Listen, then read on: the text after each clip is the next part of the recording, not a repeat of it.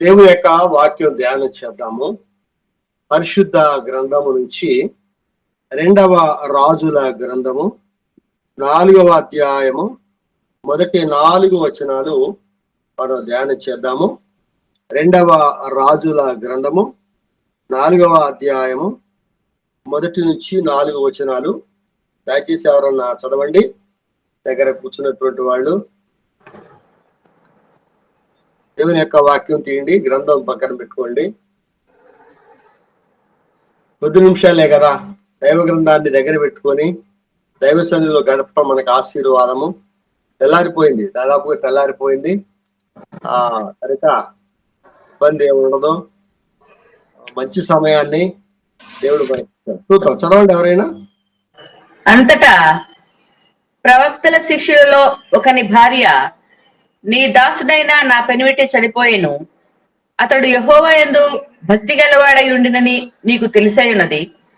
ఇప్పుడు అప్పులవాడు నా 2 కుమారులు తనకు దాసులుగా ఉండుటకై వారిని పట్టుకొని పోవుటకు వచ్చి ఉన్నాడని ఎలీషాకు మొర్రపెట్టగా, ఎలీషా, నా వలన నీకేమి కావలెను? నీ ఇంటిలో ఏమి ఉన్నదో అది నాకు తెలియచెప్పుమనెను. అందుకు ఆమె, నీ దాసురాలైన నా ఇంటిలో నూనె కుండ ఒకటి ఉన్నది, అది తప్ప మరేమీయో లేదనెను. అతడు, నీవు బయటికి పోయి నీ ఇరుగు పొరుగు వారందరి యొద్ద దొరకగలిగిన వట్టి పాత్రలన్నిటిని ఎరువు తెచ్చుకొనుము. అప్పుడు నీవు ఇంటిలోకి వచ్చి నీవును నీ కుమారులు లోపల నుండి తలుపు మూసి ఆ పాత్రలన్నిటిలో నూనె పోసి నిండినవి ఒక తట్టును ఉంచుమని ఆమెతో సెలవీయగా, ఆమె అతని యొద్ద నుండి పోయి తానును కుమారులు లోపల నుండి తలుపు మూసి కుమారులు తెచ్చిన పాత్రలలో నూనె పోసెను. దయగల మా తండ్రి, పరిశుద్ధుడానికి స్తోత్రాలు. మా ప్రాణప్రియుడా, నీ పాదాలు పట్టుకుని స్తుతులు చెల్లిస్తున్నాము. ఈ శ్రేష్టమైన జనాన్ని మాకు అనుమతించినందుకే మీకు స్తోత్రాలు. మమ్మల్ని మీరు అనుమతించారు, మీకే స్తోత్రాలు. ప్రభా, దీనులము, అల్పులము మా ప్రభు నీ పవిత్ర పాద సన్నిధిలో చేరి ఉన్నాము. ఆయన నీ జీవం గల వాక్యము చేత మాతో మాట్లాడి, ఆయన బిడ్డలకి ఏ మాటలైతే అవసరమైందో వాటిని మాత్రమే మీరు అందించి ఆశీర్వదించమని యేసు క్రీస్తు పరిశుద్ధ నామమున ప్రార్థించి స్తుతించి వేడుచున్నాము తండ్రి, ఆమేన్. ఈ యొక్క ఎలీషా కాలంలో ప్రవక్తల్ని దేవుడు బహుగా వాడుకున్నాడు. ప్రవక్తలు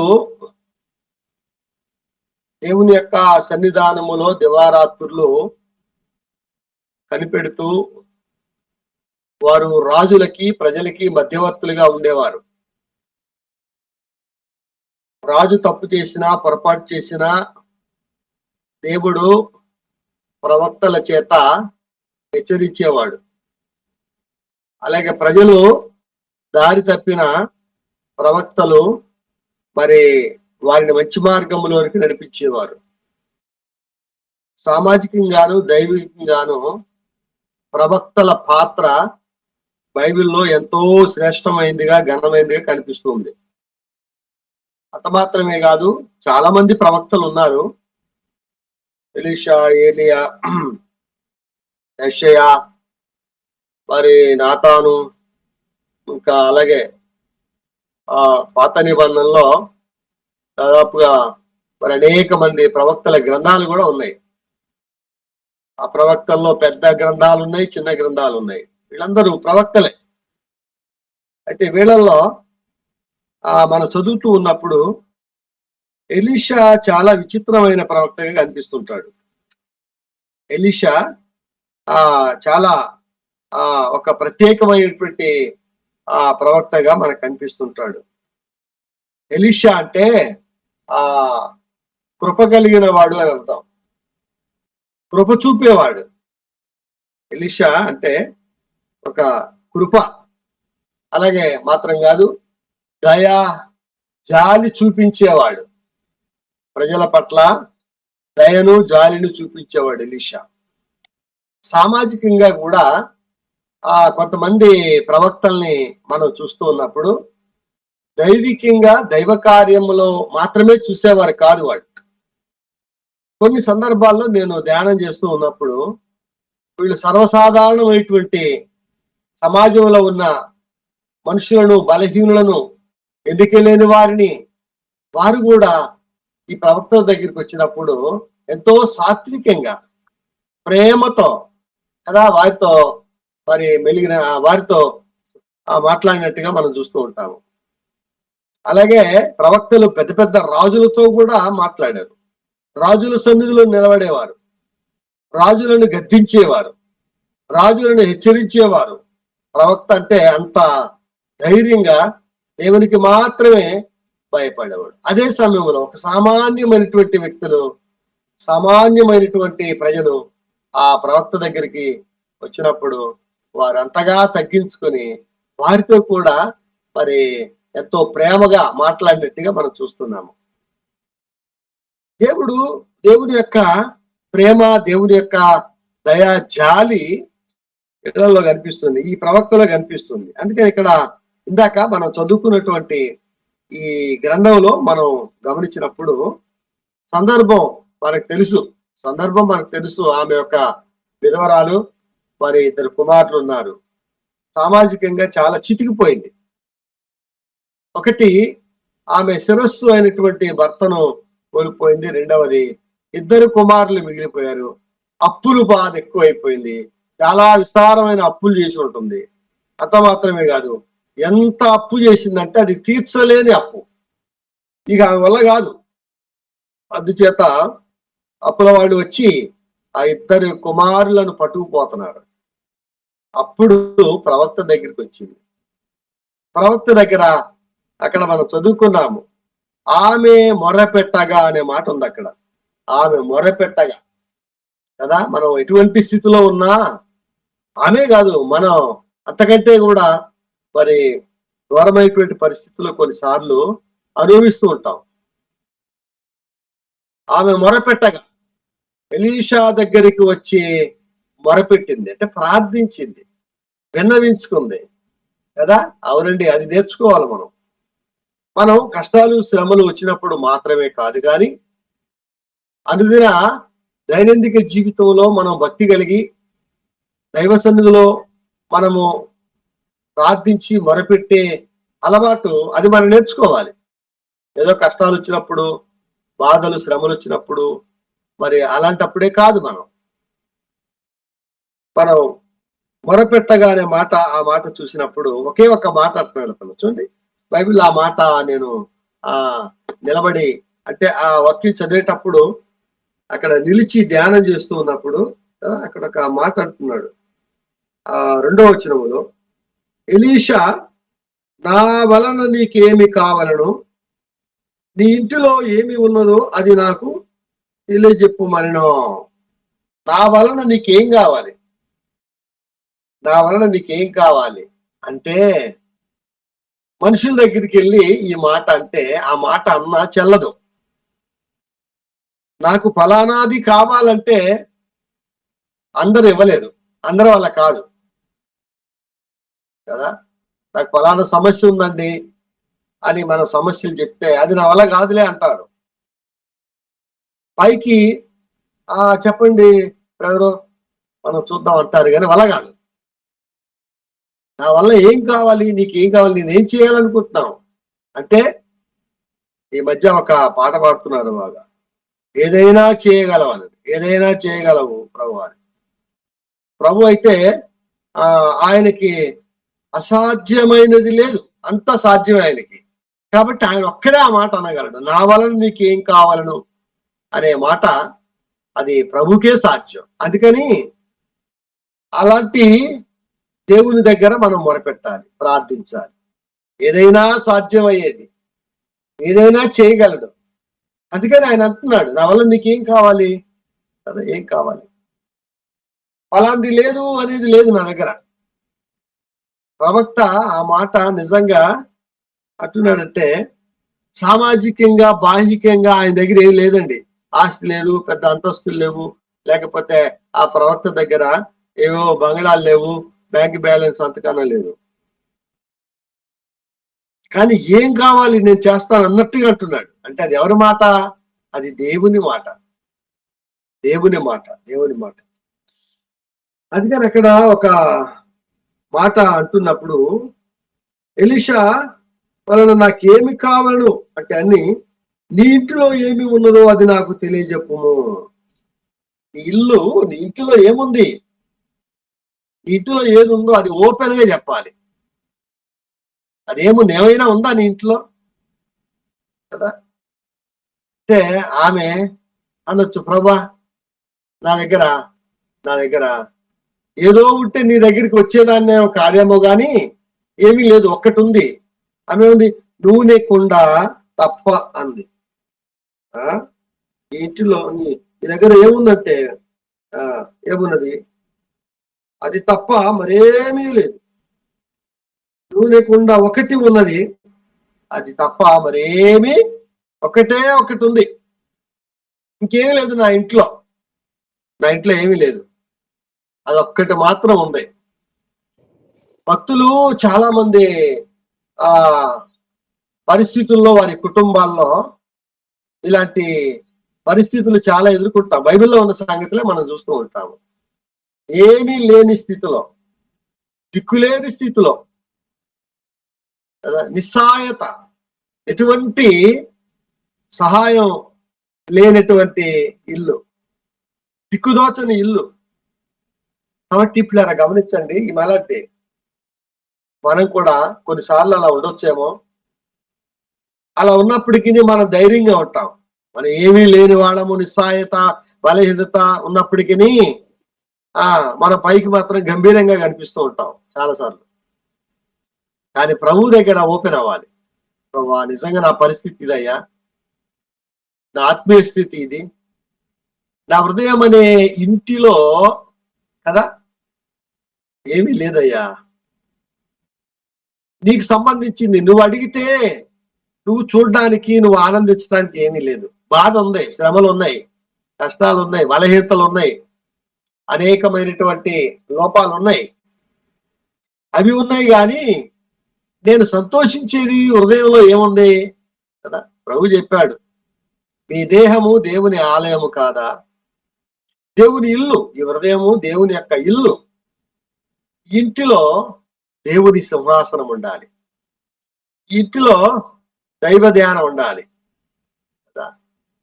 నేను చాలా బాధపడ్డ ఒక విషయం ఏంటంటే, ఒక ఇంటికి ప్రార్థన చేయడానికి వెళ్ళినప్పుడు ఒక చిన్న పిల్లోడు చాలా సంతోషంగా వచ్చి నా దగ్గర కూర్చున్నాడు. ఆ పిల్లోడు అంటాడు, ఈవేళ నాకు చాలా సంతోషంగా ఉందండి, చాలా ఆనందంగా ఉంది, ఐఎమ్ సో హ్యాపీ అంటున్నాడు. ఎందుకయ్యా అన్నాను, ఈరోజు మా ఇంట్లో ప్రార్థన జరుగుతుంది, ఈరోజు మా ఇంట్లో పాటలు పాడతారు, ఈరోజు మా ఇంట్లో దేవుని యొక్క వాక్యం చెప్తే సంతోషం. ఎందుకయ్యా అలా అంటావు, మీ ఇంట్లో ఎప్పుడు అలా చేయరా అంటే, లేదండి మా ఇంట్లో అలా చేయరు, ప్రార్థన ఉండదు, వాక్యం ఉండదు, కుటుంబ ఆరాధన ఉండదు, విజ్ఞాపన ఉండదు, గొడవలు, సమస్యలు ఇవన్నీ ఉంటాయండి. కానీ ఈరోజు మా ఇంట్లో కదా దేవుని వాక్యం, ఎంత సంతోషం. అప్పుడు నాకు చాలా బాధ అనిపించింది. కొన్ని కుటుంబాలు కూడా ఇలా కూడా ఉన్నాయా, కొన్ని కుటుంబాలు ఇలా ఉన్నాయి, దైవ సన్నిధి లేకుండా, ప్రార్థన లేకుండా, వాక్య ధ్యానం లేకుండా మన బిడ్డలకి ఏమి నేర్పుతున్నాం, మనం ఏమి నేర్చుకుంటున్నాం, సమాజానికి సాక్ష్యం ఏం చెప్తాం, సంఘంలో సాక్ష్యం ఏం చెప్తాం, అది చాలా మరి విచారించదగినది. ప్రవక్త అడుగుతున్నాడు, అమ్మా బాధలు, కష్టాలు, శ్రమలే ఉన్నాయి, ఇంకేమైనా ఉన్నాయా, ఏమున్నాయి నీ ఇంటిలో అంటే ఏమీ లేవయ్యా, ఒక్క నూనె కొండ ఉన్నది. ప్రవక్త ఆశీర్వదిస్తున్నాడు, ప్రవక్త మాట మాత్రము సెలవిస్తూ ఉన్నాడు, అది చాలు అంటున్నాడు. నీవును నీ కుమారులు వెళ్ళి చుట్టుపక్కలగా దొరకగలిగినటువంటి పాత్రలన్నీ తీసుకుని వచ్చి నీ ఇంట్లో పెట్టి వాటిల్లో కదా ఆ నూనె పొయ్యమన్నాడు. మనమైతే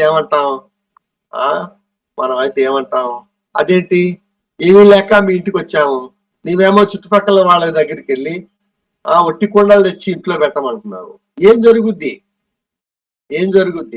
దేవుని కార్యాలు ఏంటంటే, శూన్యములో సృష్టి చేసిన దేవుడు ఆయన అద్భుతాలు చేసేవాడనే సంగతి విశ్వసించాలి. మనమైతే అనుమానిస్తాం, మనమైతే ఏవేవో అడుగుతాం, ఎలా సాధ్యం అండి, ఇట్లా జరుగుద్దా అట్లా జరుగుద్దా అంటాం. ఆమె విశ్వాసముతో పని మొదలు పెట్టింది. విశ్వాసి అంటే అంతే, అలా ఉండాలి. దేవుని నమ్మామంటే నమ్మాం, ఆయన మీద నిరీక్షణ పెట్టుకుని ఉన్నాం, ఆయన మీద విశ్వాసం కలిగి ఉన్నాం, ఆయన మీద ఆధారపడుతూ ఉన్నాము. ఆ విశ్వాసంతో దేవుని మీద ఆధారపడడం అనేది మనం నేర్చుకోవాలి. ప్రభు చిత్తానికి లోబడటం నేర్చుకోవాలి.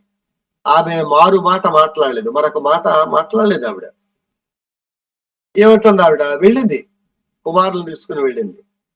దొరకగలిగినటువంటి వట్టి పాత్రలు, ఖాళీ పాత్రలు అన్ని తెచ్చి అక్కడ పెట్టింది. అయ్యా తెచ్చానయ్యా, నీ దగ్గర ఉన్నటువంటి ఆ యొక్క చిన్న పాత్ర ఒకటి ఉందన్నావు కదా, అది ఎత్తి అందులో పోయింది. ఆలోచించాల ఆవిడ, ఇది జరుగుద్దా జరగదా, ఫిజికల్ గా అక్కడ ఏముంది, అవన్నీ ఖాళీ కొండలు తెచ్చి అక్కడ పెట్టి, ఇవి ఒట్టి పాత్రలో ఏముంటది, ఎత్తిపోస్తుంది. నువ్వు ఎత్తు అంతే, నువ్వు దాన్ని పైకి లేపు, ఉంచు కదా. విశ్వాసముతో ఆమె ఆ పని చేసింది. విశ్వాసం, దేవుని పట్ల ఉన్నటువంటి ధైర్యంతో, విశ్వాసముతో కూడినటువంటి ఆ పని చేసింది ఆవిడ. అన్ని నిండిపోయి. అవునండి, ఇందులో పరిచర్య భాగం కూడా ఉంది. ఇందులో పరిచర్య భాగం ఏమిటి? పరిచర్యలో ఒక భాగం ఇది కూడా. ఒట్టి పాత్రలో ఏమీ లేదు, ఆత్మీయత లేదు, ప్రార్థన లేదు, దేవుడు లేడు, దేవుడు దైవ సన్నిధి లేనటువంటి పాత్రలో. చెప్పాను కదా, పాత్ర అంటే మనమే. తిమోతికి రాసిన పత్రికలో చాలా సందర్భాలు ఉన్నాయి. మరి ఒక్కొక్కరు ఒక్కొక్క పాత్ర కదా. దేవుడు ఒక్కొక్క పాత్రను దేవుని పనిలో, సంఘంలో వాడుకుంటాడు. మనం ఒట్టి పాత్రలుగా ఉన్నామా, నిండైన పాత్రగా ఉన్నామా? మా బాల్య దినాల్లో పాడేవాళ్ళు, ఇప్పుడు మా పాటలు పాడలేదు అలాంటి. కుమ్మరి ఓ కుమ్మరి కదా, జగదుత్పత్తి దారి, జిగటమన్నైన నన్ను నీవు సర్దిద్దయ్యా అనే పాట. అవును, ఒట్టి పాత్రలను దేవుడు అందంగా అలంకరించి వాటిని దేవుని సన్నిధిలో, దేవుని ఇంటిలో ఆయన వాడుకునేవాడు. గుర్తుపెట్టుకోవాలి, మన ఒట్టి పాత్రలమే ఒకప్పుడు, ఖాళీ పాత్రలు కదా. ఆయన అంటాడు ఆ కవి, పనికిరాని పాత్రలో అన్ని తీసుకుని రండి. పనికిరాని పాత్రలో వాటిని నింపేవాడు, బాగు చేసేవాడు, సరిదిద్దేవాడు. సంఘములో ఆత్మల్ని అలా సమకూర్చాలి మనం. బయట వాళ్ళని కదా, బయట అనేక మంది ఉన్నారు, దేవుని ఎరగనటువంటి వారు, రక్షణ పొందినటువంటి వారు, మారు మనసు లేని వాళ్ళు ఎంతో మంది ఉన్నారు. అవన్నీ ఒట్టి పాత్రలు, పగిలిపోయిన పాత్రలు, ఓటి కొండలు. దేవుని ఎరగనటువంటి వాడు, దైవ సన్నిధిని ఎరగనటువంటి వాడు ఒట్టి పాత్ర, పనికిరాని పాత్ర. తీసుకురండి, సంఘానికి పరిచయం చేయండి, సేవకులకు పరిచయం చేయండి. మీ స్నేహితులు, బంధువులు అనేక మంది ఎరిగినటువంటి వాళ్ళు ఉంటారు. నెమ్మదిగా వాళ్లతో మరి ప్రేమతో కూడినటువంటి పరిచయం చేసుకుని వారిని దేవుని వైపు మళ్లించే వారిగా ఉండాలి. అవును, ఒట్టి పాత్రలు తీసుకుని రావాలంటే మనం కూడా నేర్చుకోవాలి అందులో కదా. నశించిపోయేవాళ్ళు, నరకానికి సిద్ధంగా ఉన్నారు, వాడిని తోడుకుని రావాలి, సంఘానికి తోడుకుని రావాలి కదా. ఒకడు పక్షవాతం వస్తే వాడిని కొందరంతా వాడిని మోసుకుని వచ్చారట. యశ్ప్రభు వచ్చాడయా మన ఊరు, యశ్ప్రభు ఉన్నాడు అక్కడ, వాక్యం చెప్తున్నాడు అని విన్నారు. వినట నలుగురు కలిసి ఒకడిని మంచం మీద వేసుకుని మోసుకుని వచ్చారట. ఎంత ప్రయాస! అదే సంఘములో అనేకుల్ని చేర్చబడడం అంటే సేవకుడి పని మాత్రమే కాదు, పెద్దల పని మాత్రమే కాదు, అందరూ కలిసి చేయాలి. నలుగురు అన్నాడు అక్కడ, చాలా మంది ఉన్నాం మనం. వాళ్ళందరం కలిసి ఈ ఖాళీ పాత్రలు, ఖాళీ కుండలు కదా, అవును, రోగులు, బలహీనులు అయినటువంటి వాళ్ళందరినీ తీసుకొచ్చి ఇంట్లో పెట్టాలి, నింపాలి కదా. అవునండి. నూనె అంటే పరిశుద్ధాత్మకి సాదృశ్యం. నూనె కుండ, ఖాళీ కుండలన్నీ కూడా నూనెతో నింపబడాలి, దేవుని వాక్యముతో నింపబడాలి, దేవుని పరిశుద్ధాత్మ శక్తితో నింపబడాలి. అలాగునే మనం పరిచర్య చేయాలి. దేవుని యొక్క ఆత్మ కార్యము జరుగునట్లు మనం పరిచర్య చేయాలి. నూనె కొండ, నూనె కొండ కదా, పరిశుద్ధాత్మ ప్రార్థన మొర. ఇప్పుడు ఆమె ఆ ప్రార్థనా శక్తి కలిగి ఉంది, ప్రార్థనాత్మ కలిగి ఉంది కదా. అందుచేత దైవ సేవకుడిని వెతుక్కుంటూ వచ్చింది. ప్రార్థనాత్మ లేనప్పుడు, పరిశుద్ధాత్మ నడిపింపు లేనప్పుడు వాళ్ళు రారు, ఇష్టపడరు ప్రార్థన చేయడానికి, ఆరాధన చేయడానికి, నోరు తెరవరు కదా. కొందరు మౌనంగా ఉంటారు, ఎప్పుడు చూసినా మౌనంగా. పనికిరాని కొండ మూలకి పెడతారు కొందరు. అది ఎందుకు పనికిరాదు. పూర్వకాలం ఉండేలేండి కొండలు, ఇప్పుడు ఏడున్నాయి. అందుచేత పనికొచ్చే ఇంటిలో ఉంటాయి, పనికిరాని మూలలో ఉంటది. సంఘములో కూడా మనం ఎలా ఉన్నాం? సంఘములో మనము మనలో పరిశుద్ధాత్మ నిండి ఉన్నప్పుడు దేవుని యొక్క పరిచయలు ఆసక్తిగా ఉంటాం, ప్రార్థన చేస్తాం, కన్నీరు గారుస్తాం కదా, పరిచయలో పాలు పొందుతాం. ఇక్కడ ఎలీషా ఒక అద్భుతం చేస్తూ ఉన్నాడు. నువ్వు బ్రతకాలంటే, నువ్వు జీవించాలంటే, నీవును నీ కుమారుడు నేను చెప్పింది చేయాలి. నీవు దొరకగలిగినటువంటి పాత్రలు తీసుకుని వచ్చి నీ ఇంటిలో పెట్టి, వాటిలో నీ ఇంటిలో ఏముందో ఆ ఒక్క ఒట్టి పాత్ర ఎత్తి పైకి లేపి కదా, అందులో పోయి ఆ పాత్రలన్నీ నిండుతి. అప్పుడు ఆ నూనె అంతా అమ్ముకొని నీవును నీ కుమారులు బ్రతకండి. ఒట్టి పాత్ర, ఒట్టి. చాలా సందర్భాలు ఉన్నాయి బైబిల్లో మనం చూస్తే, ఇలాగిన చెప్పుకుంటూ పోతే చాలా సందర్భాలు కదా. యేసుప్రభు వారుని ఒక పెండ్లికి పిలిచారట, కానాలో పెండ్లికి పిలిస్తే అక్కడ మంచి మర్యాద బాగా జరుగుతుంది. వాళ్ళు ద్రాక్షారసం వాటి బాణలు అంటారు, రాతి బాణల్లో వాటిని తయారు చేసి పెడతారు.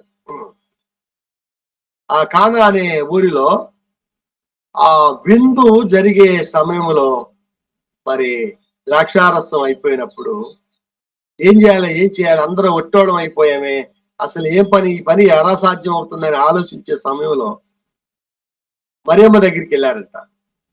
మరియమ్మ అందంట, నా వల్ల ఏమీ కాదర్రా, ఆయన ఇక్కడే ఉన్నాడు కదా, నా దగ్గరికి వచ్చారు ఎందుకు, నా వల్ల కాదని చెబుతున్నాను కదా, నేను చేసేది ఏమీ లేదు, మీరందరు నా చుట్టూ తిరుగుతున్నారు కదా, నా చుట్టూ తిరిగితే ఏం ప్రయోజనం లేదు. ఆమె చెప్తుంది స్వయంగా, మరియమ్మ చెప్తుంది, ఆయన మీతో చెప్పునది చేయుడి. యేసయ్య చెప్పింది చేయండి, నేను కూడా ఆయన మాట వింటాను. మీరేమిటి నా దగ్గరికి వచ్చి నా చుట్టూ తిరుగుతున్నారు, అమ్మ అమ్మ అమ్మ అమ్మ అమ్మ మాత మాత. అది కాదు, ఆయన ఉన్నాడు అక్కడ, మీరు ఆయన దగ్గరికి వెళ్ళండి, ఆయన మీతో ఏం చెప్తాడో అది వినాలి మనందరం. ఆయన ఏమన్నాడు, యేసుప్రభు ఏమన్నాడు, మీరు 6 రాతి బాణలు తీసుకుని రండి, ఖాళీగా ఉండాలి, అవి అక్కడ పెట్టండి, అంచుల మట్టుకి నీళ్లతో నింపండి అన్నాడు. మేము ఆ పని చేయలేమా, ఈ పని కోసం మీరు చెప్పాలా అనలేదు ఎవరో. బాణాలు తెచ్చి అక్కడ పెట్టి దాని నిండా నీళ్లు పోసే పని ఎవరైనా చెప్తారు.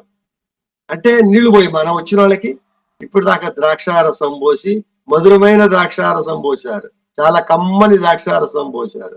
ఇప్పుడేమిటి, నువ్వు వచ్చి నీళ్లు పోసి నీళ్లతో నింపమంటున్నావు. ఆయన మీతో చెప్పునది చేయుడి, ఆయన చెప్పినట్టే చేయాలి. పోసారు అలాగున అంచుల మట్టికి పోసినప్పుడు, వట్టి పాత్రలు అవి ఎందుకు పనికిరావు, నేను ఎరుసలేం వెళ్ళినప్పుడు నాకు గుర్తొస్తుంది, ఆ కానా ఊర్లోకి వెళ్ళానండి. అక్కడ ఉంది ఇప్పటికి ఒకటో రెండు పాత్రలు ఉన్నాయి అక్కడ, బాణలు. అది దాని చుట్టూ పెద్ద ఒక మ్యూజియం లో పెట్టారు, మ్యూజియం లాగా ఉంది అది. ఆ పాత్రను చాలా ఒక మనిషి అంత ఎత్తుంది అది, రాతి బాణ. అది ఒకటి ఉంది అక్కడ రాసి పెట్టారు, ఇది అక్కడ రాసి పెట్టారు అక్కడ మ్యూజియం లో. ఏంటి పాత్రని ఇంత చూస్తున్నారు ఏంటి ఎంతమంది వచ్చి అని చెప్తే, అది యేసు ప్రభు వారు నీళ్ల బాణను ద్రాక్షారసముగా ఇందులోనే తయారు చేసి పోసారంటే నిలబడి ఆశ్చర్యం చూసో, అప్పటి నుంచి ఉన్న బాణ ఇప్పుడు దాకా ఉందా? చాలా ఉన్నాయి అవన్నీ ప్రదేశాలు. ఇస్లాంలో కానాలో చూసినప్పుడు ఆశ్చర్యపోయింది. ఒట్టి పాత్రని దేవుడు నిండైన పాత్రగా చేస్తాడు, నిండైన పాత్రగా చేస్తాడు ఆయన. కాబట్టి పిల్లరా గమనించండి, మనం ఒట్టివారమే, ఎన్నిక లేని వాళ్ళమే. ఆయనను ప్రభు పాదాలకు అప్పగిద్దాం.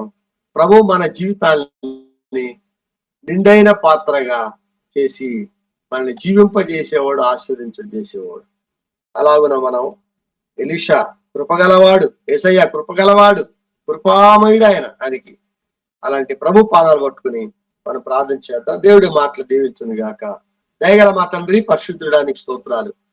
నీ ప్రేమను బట్టి నాయన, నీ కృపను బట్టి నాయన, మా ఎడలను చూపిన జాలిని బట్టి స్తోత్రాలు. దేవా, మేము ఒకప్పుడు నిజంగా ఒట్టి వాళ్ళము, ఎన్నికలేటువంటి వాళ్ళము, పగిలిపోయిన హృదయాలు కలిగినటువంటి వాళ్ళము, పగిలిపోయిన జీవితం గలవాళ్ళము నాయన. మా తండ్రి కుటుంబాలు అలాగనే ఉదయకాల సమయంలో అందరి కొరకు ప్రార్థిస్తున్నాము. మీరే కృప చూపి సహాయం చేయమని, ఈ వాక్యములో విన్న వాక్యమును బిడల హృదయాల్లో నాటబడి ఫలించే కృప దయచేయమని, మీరే అతని అనేక ఆశీర్వాదముతో మీరు నింపి నీ పనిలో వాడుకోమని యేసుక్రీస్తు పరిశుద్ధ నామమున ప్రార్థించి స్తుతించి వేడుతున్నాము తండ్రి. ఆమేన్, ఆమేన్.